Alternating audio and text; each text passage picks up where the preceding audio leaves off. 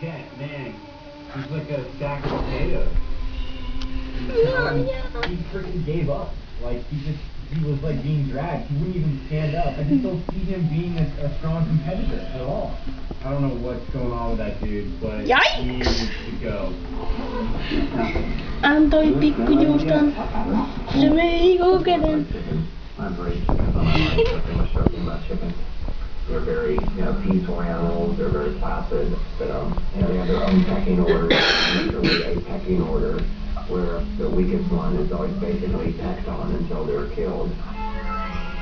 The same is pretty much in the same as Survivor. The weaker one is usually pecked on. Pistikö koko se juuston niinku? Joo. Oliko se poskissa vai syöksyssä? Pani pois tuolla vähän. Aika paljonkin.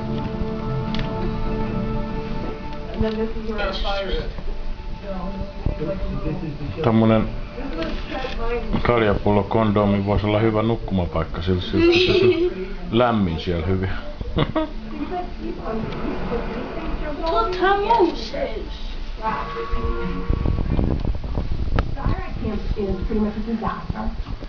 Remy.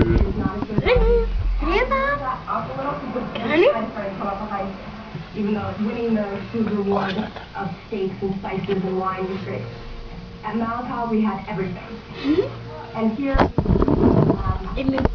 it's definitely a downgrade in terms of Ei se syödä kameraa.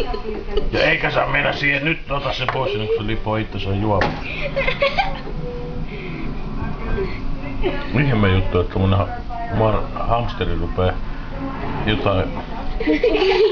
Ei se haistaa. Kyllä se kielellä vetää siitä. Se haistaa isän kossukolat.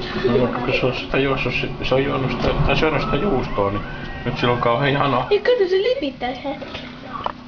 Se vetää tää kosteutta tosta mukin kuitosta. Kohta se uipoo mukissa ja sit se on ihan kossukolassa. Sit se rupee jarjaumaan. Ihanampi.